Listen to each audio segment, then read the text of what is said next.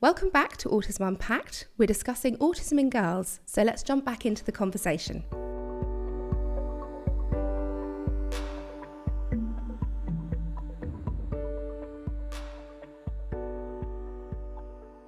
Puberty can be a time of emotional intensity. Puberty can be a time when all girls struggle, and it's particularly true for autistic girls, as they can experience emotions much more intensely. Let's hear more. So Freya, Francesca mentioned then that there's often a correlation between puberty and burnout, which I guess makes sense. You know, you're struggling to keep this mask on, you're struggling to keep everything going, and suddenly you get hit with hormones. So how might puberty affect let's say, we use the term autistic in this example, so an autistic girl, more than, let's say, a neurotypical girl? Yeah, so in my experience, what we can often find with autistic teenage girls who are, approaching going through puberty, they're changing hormones, it might be that they're experiencing their emotions a lot more intensely. So if you think about general people going through their puberty time, it's a really rocky time. If you're an autistic young person who also feels your emotions much more intensely, you're also going to kind of notice some of those differences as well. And you might not always quite know what you're feeling. You might not quite know what you're understanding.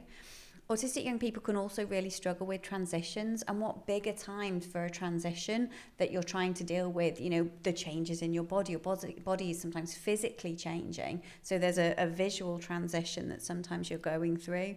The expectations as well of what's required of you is changing. So as parents might be giving you more responsibility in the home that you may or may not be ready for. Homework. So homework.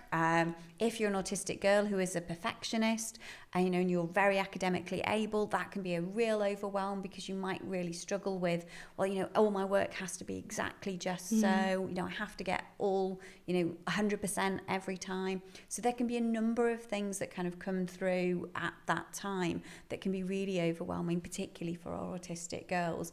And I think for me, there's something around, helping parents understand that, as autistic girls are going through these stages, that if they are, particularly moody, they are particularly quiet, they are having, maybe volcanic eruptions, to understand where this is coming from. And I think that, that patience, that gentle approach, that being kind, being curious is going to be much better than trying to kind of lay down the rules, tighten everything up, get stricter. It's about kind of, allowing those conversations to happen naturally. And again, with some of our autistic young ladies, they might find it really difficult to have that conversation verbally. So as a parent, you might decide, maybe I'll just text them. Yeah, and we'll have a text conversation. Or maybe, we'll go for a drive, because actually it's much easier to talk, like Francesca and I are sitting now, it's much easier to talk like this than it would be to talk like this. Yeah. So there's lots of things that as a parent you can do to make, that time easier for that young, for your daughter to come and talk to you about some of those differences they're going through. Or leave that helpful book out. Yes. Without even having to mention it. It's no demand, it's just there. But definitely. And I think that thinking back to my kids being teenagers, it's important. We know in autism there's much more anxiety and depression. And in teenage years, depression often shows up as irritability. And that's something that I was kind of not ready for. That's really interesting. I didn't know that. So you might be naturally sympathetic to your daughter if she's weeping. But if she's if she's like taking it out on your other kids, you don't necessarily think, oh my God, poor thing, are you depressed? No. So you have to be ready to have that more conversation, to be ready to see that it really can look different. And that must be very difficult. So I'm a mother of 4. I've got 2 neurotypical and 2 neurodivergent children. So when, let's say, for example, one of my children goes through puberty and they are being, particularly challenging, shall we say. I was a very challenging teenager. Obviously, you've got to have boundaries in place. You can't allow a young person to be in charge. So how do you manage giving them the autonomy and the freedom to kind of express these feelings that are coming out of this transition for them without it negatively impacting on, yourself and the rest of the family? I think it's difficult. And Freya talked about intense feelings, but not necessarily always knowing what you're feeling. And we know that about half of autistic people also experience what's called alexithymia, so difficulty knowing, identifying, naming your own feelings. And so particularly at puberty, that's going to be a huge problem. So I think you talked about, how do you help a young person whose behavior maybe is going beyond what the family can cope with. And I think trying to help them to understand what they're feeling and put words to what they're feeling. And there's some interesting research which tried using music to do that. So we know that, of course, a lot of autistic people love music and they have the same response to music as everybody else. So if you put on some sad music and you talk to the young person about, how are you feeling as you listen to that, then you can begin to say, well, that's that feeling, that kind of low feeling, that's what most people would call sad. Or this is what most people would call excited, or this is, you're saying you're excited. You look to me like you might be a bit angry. Your fists are like this, and so on. So actually having the words to express your emotion, so you don't have to express it by punching a wall. Exactly. Yes. But I'm sure Freya's got better clinical advice. I was going to say the other thing. So just as Francesca was saying, that social modelling as well as a parent that you can do that's really helpful. So again, as an autistic, your autistic daughter might be not knowing how she's feeling, but you could sort of model some of the things that you're feeling. So, I can't find my car keys. I'm getting really frustrated that I can't find my car keys, and I know I'm getting frustrated because I'm feeling hot.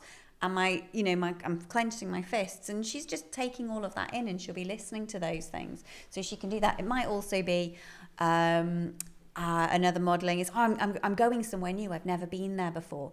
I'm a little bit excited, but I'm also a little bit nervous, and I can feel like maybe butterflies in my tummy. So again, you're kind of giving that narrative to help that young person kind of start to learn and have that vocabulary to start beginning to express themselves. Because again, the autistic young lady might be having the same experiences because she's going somewhere new, that she's maybe a little bit excited, a little bit nervous, because she's got this strange feeling in her tummy. She's going, actually, I'm hungry. Yes. Or, I'm sick. Yes. Because that's the label that I'm giving it. So there's lots of things that parents can do. But modelling can be a really helpful thing, because again, it doesn't then make it a targeted thing. Come on, let's learn about emotions. Let's learn about your emotions because you're different. We all have emotions. We're all going to be talking about them. Let's all try to kind of understand each other. Yeah. And we all get frustrated as parents. And I think if you can say, okay, I'm just about reaching the limit of what I can cope with here. I'm not going to stay here and explode. I'm just going to go to my bedroom for a bit, and I'm going to just chill out, because otherwise I'm not going to be proud of myself.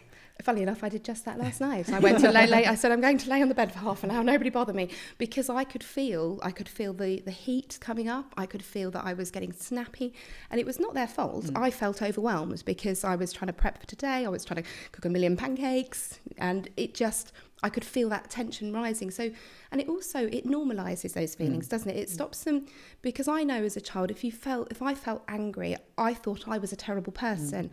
But explaining that those feelings are short-lived and we all experience them.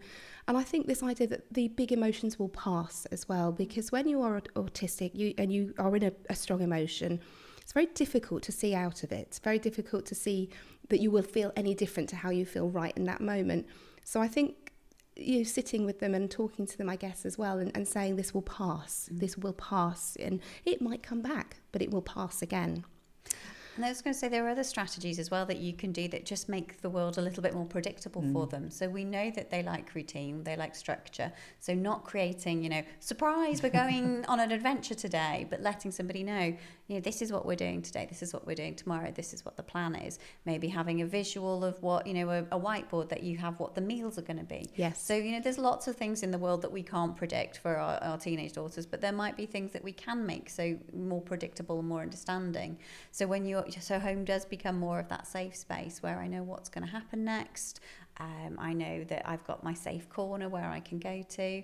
And if I'm, an autistic young lady and I want to watch my programme over and over and over again, because that's how I self-soothe or how I regulate, as a parent, just let them. Yeah. And if it's a song, for me, often it'll be a song, and I'll play it over and over again. Now, I want to talk a little bit about the transition to secondary school, but just before we go there, with regards to puberty, and this is a slightly uncomfortable element, shall we say. Now, during puberty, obviously, these girls' bodies are going to be changing, and they're going to smell different, they're going to look different, and as an autistic girl, that can feel like you have lost control, because suddenly your body is not doing what you want it to do. So there are a few things I just wanted to touch on, and one is kind of personal hygiene, because these girls, they might not be used to washing every day, you know, and then suddenly they've got this demand on them that is that you must be clean. Now, as parents or carers, we have a moral obligation to look after them, make sure they're clean. How do you do that without shame? So what I would do is I would do a couple of different things. So one, there's definitely, like Francesca said earlier, you know, the leaving out books is a brilliant strategy. So leaving out information that's not kind of, you know, you're not having to have those difficult conversations. It's actually just there.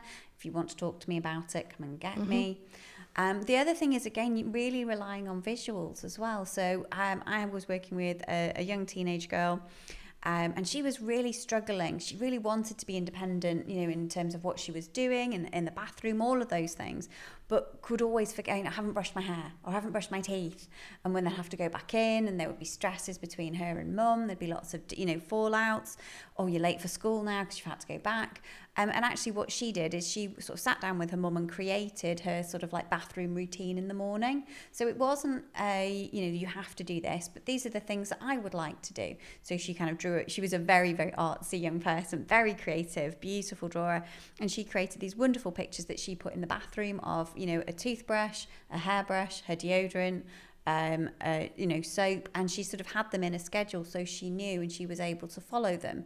So it became just a part of the morning routine for her. But without that visual there to prompt her, she might forget those things.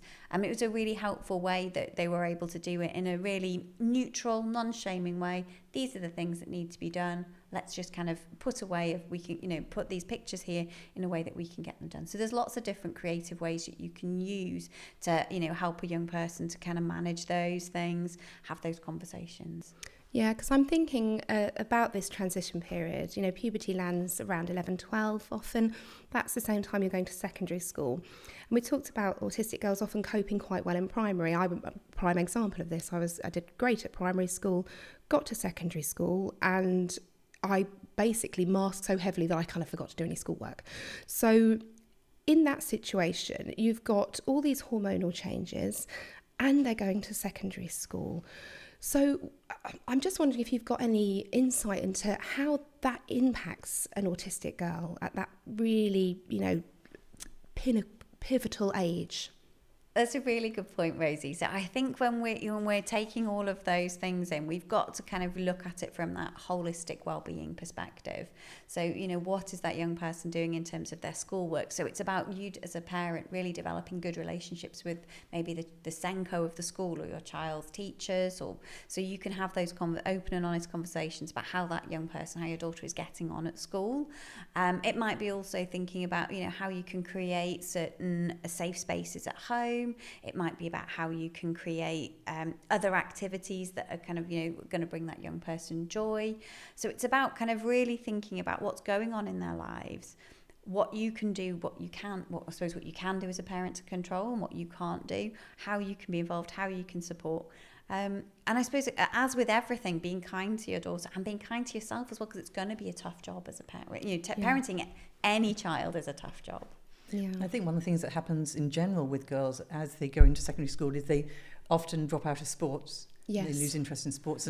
And for our girls on the spectrum, where ADHD is very often a co-occurring aspect, we know that exercise is really good for ADHD, really good for helping with attention. So finding something that your daughter likes, and it might not be team sports, you know, not everyone's into team sports, but whether it's, you know, walking or cycling or something. And even something like 5 minutes of yoga. And actually, I know that if I got on the floor and did yoga with my daughter, we'd do it together. And I suppose that's where we have to step up, isn't it? You know, if we say to the girls, right, can you do this 10-minute yoga DVD while I go and make breakfast? They're unlikely to do it. But if you say, right, come on, let's do this together, body doubling, isn't it? Yeah. Advocating for your child. Your daughter may not be able to advocate for herself if it's needed. The expert view is that an honest and open conversation with their school can go a long way. So if you notice that your daughter is struggling and maybe the school aren't noticing it, maybe it's only happening at home, maybe you're noticing that they are getting depressed or they are getting very angry, maybe even you're starting to see more worrying things like self-harm, or you're concerned about eating, How do you go to school and advocate on behalf of your daughter? Because at this point, it's unlikely they're going to be able to do it for themselves. Are there any tips or advice that you could give to parents out there that really, really need it right now? So yeah, I would definitely arrange a meeting with whoever's going to be your main contact point within the school. So either, sometimes it's the head of year, it might be the Senko, it could be anybody who you think is going to be the key contact. And I'd go and have that honest and open conversation, and I'd start to talk about things and say, well, although we know she's doing really well in school and what you're not seeing any of the difficulties, what we are seeing is when she gets home, all of those things that are falling out. So we often kind of think about it as, the bottle pop effect. So all day she's a bottle pop that's being shook and shook and shook. And then she gets home, the lid comes off, and maybe she's having, a meltdown or a shutdown, and she's really, really struggling. And I think it's allowing those open, honest conversations with the Senko or whoever you're talking to at school to start to think about, okay, so what can we do? What can we do at school?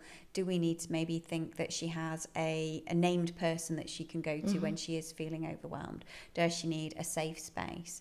Does she need to be able to have, a time where she can maybe just call mum if she needs a call mum? I've worked with a young girl who was really struggling in the toilets, which had very difficult sensory issues, hated going to the toilets because of the hand dryers. And she never knew when she was in the toilet, someone could come in and put the hand dryers on. So they allowed her to use the disabled toilet because that was a self-contained unit that there wouldn't be any surprise noises in there. So that's a really simple accommodation that has no impact really on the running of the school. So it is these little tiny adjustments that can, because presumably if she's not going to the toilet all day, how's she going to concentrate on wriggling around? Exactly. Think about eating as well. So the same young lady who had very sensory noises, she was also very sensitive to smells, found the cafeteria completely overwhelming. So again, the school arranged for her to eat at a different place. But she really didn't want to do that because that very much signifies her out as, well, she has to eat somewhere different because there's something wrong with her. So she, and she didn't be with her friend. So the school were really great. And they said, oh, she can pick one friend with her each lunchtime to go and eat lunch in this special area where there wouldn't be all those smells and things. So again, it's thinking not only about the reasonable adaptation, but how can we make the reasonable adaptation right for that young person? So it doesn't feel like a punishment as well. It doesn't feel like that. Also, I suppose the other thing that I would always be thinking about is the changes that can happen within the school day that maybe young person isn't expecting. So every Tuesday at 10 o'clock, my second lesson, I'm supposed to have PE. That happens every week. I've carried my PE kit in my bag. I'm all ready. PE teacher's sick, and now I'm going to have something else. Oh my goodness, I don't know what that is. I don't know what's happening. I don't know all of those things, really discombobulated, not expecting change. So maybe, again, another thing that a teacher could do is if we know at the beginning of the day that the teacher's going to be off sick, it's just taking her aside and say, just to be aware, the timetable's changed a little bit. You don't have to worry. These are the changes that you can expect. So again, these are sometimes just the tiniest tweaks that will then have a massive impact on that young female, because she'll actually feel, oh, okay, I know what's happening next, or, oh, I know I can eat, or I know I can go to the toilet. Or, I don't do that. And the other thing I think is sometimes is about being really clear with instructions. A really clear example I had where, an English teacher had said to the class, oh, there's a whole load of books here. You just need to read them, in order to do this. And this autistic young lady just took that extremely literally. Read every book. Was feeling completely overwhelmed because she wasn't able to read every book. And the English teacher was like, well, no, I just meant she could choose a couple of them. But she may, if I've got to read them all, I'll read them all. So it's choice of language around it. Autism can also bring with it enormous potential. Of course, autism comes with challenges, but it also comes with an enormous number of positives. Here the discussion turns to what just a few of those are. We've talked quite a lot this episode about some of the challenges that autistic girls will face, and I don't think we can in any way dismiss that. I think that's a very real concern that parents will have when their daughter receives a diagnosis, or any child. But I think what we really also want to talk about is the positives, because autism does bring with it an enormous amount of positives. We are fiercely loyal. We have great and strong injustice sensitivity. So what else would you describe, or could you think of that might be, I suppose, reassuring to people listening at home who maybe have just had a diagnosis, maybe they are supporting their daughter through. I guess I'm looking for positive stories that will help them think, actually, this is going to be a journey, but it's a journey that isn't going to be awful, and we're going to do it together. So our research has brought up some of the things you already mentioned. So a strong sense of justice, speaking up for other people, and really not being able to sit with injustice, which of course can, cause trouble for you, but it is a real important, strong value. Got to change the world. Honesty, saying things as they are. And again, although that can get you into trouble in some situations, it's an incredibly important value. And I think loyalty, absolute passion, and willingness to go very, very far for a cause. What about other things using Freya? Yeah, I think as well, echoing what Francesca said, I think, if you give an autistic teenage girl a free flying to follow their passion, there isn't going to be anything they can't achieve, really. They are people who will be absolutely dedicated to the thing that they love, whether that be a person or a thing, and they will want to learn everything about that. And that can be an incredibly, infectious person to be around, because whether it is something to do with social injustice, whether it's to do with a specific situation or a topic, they're going to be someone who really wants to learn more, to develop, to make things better. And almost, I suppose, counterintuitively, a lot of people for a long time thought autistic people didn't have empathy, but actually autistic females can be some of the most empathic people, because they can really feel what the other person is feeling. They might not be able to describe it, and they might not be able to kind of fully and articulate it in the way maybe a neurotypical person could be, but actually they'll have that real connection with somebody and that real ability to kind of think, actually, I really genuinely care about the thing that you're going through, or the the difficulty that you're having.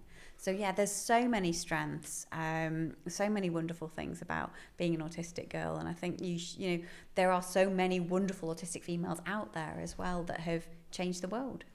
Yeah, we have like a role model books, of books about people who are neurodivergent, and I think you're right. We want these girls to know that they are capable of great things. Their brain works slightly differently, but it doesn't mean it's less. And it means that, like you say, with the right support. And I think now we're so much more aware of different careers. When we were at school, it was teacher, doctor, it was a very prescriptive career path. Whereas if you had a massive interest in horses, I'm going to use your example from earlier, and you go to work, you could run your own livery, I don't know, horse place, and you can work with horses. You could be equine dentist. If you can tap into that autistic young person's interest and help them see a path to a career that involves that interest, then you're right, the world is literally their oyster. And it's How very wonderful. encouraging that there are some employers now who are specifically seeking to employ autistic individuals for all those virtues and talents, the eye for detail, honesty and all those things. So I think that even though we know that autistic people are underemployed, and that's a terrible tragedy, but that hopefully we're moving in the right direction. How to find out more about autism in girls. It's always useful to know more, and now our guests signpost us to further resources that will help improve our understanding of autism in girls. So for our listeners out there, Freya, if they're thinking, okay, this is all really helpful, but I want to know more, where can they go to find out more about this? Yeah, well, Francesca has a wonderful book out called Autism and Girls, which Very on topic. which has been co-authored or co-edited by Professor Barry Carpenter. And that book has got wonderful examples written by autistic women. And throughout it, they kind of talk about their challenges, they talk about barriers, but also talking about their strengths. And I think for me, any book that is written by an autistic person is going to be so much more helpful, because it really brings that, that authenticity to it. There's also, of course, the book from Limpsfield Grange, the all-girls autism school, which has, I think, at least one book. Yeah, that sounds fantastic. Because for my children, I've found books where they celebrates their differences and their neurodiversity, and they really liked it. They're like, oh, that's like me. And I think to see themselves represented as well. And for us, the more knowledge is power, right? We're trying to give these kids the best chance in life, and the more we know, the better we can do. There's also a free resource on the NASON website called Flying Under the Radar, And that's a little booklet that is particularly helpful if parents want to talk to schools, maybe schools that don't know very much about autism, and explain a little bit about the way that autism doesn't look as maybe prototypical or stereotypical in a lot of girls in the class. And what was that? Sorry, the NASEN, which is the National Association of Special Educational Needs. Thank you so much to both of my guests today. It has been incredible talking to you. For everybody out there, if you're listening and you have been affected by today's episode, there's lots of resources on our website. But for now, it's goodbye from me. I'll see you next time. Take care.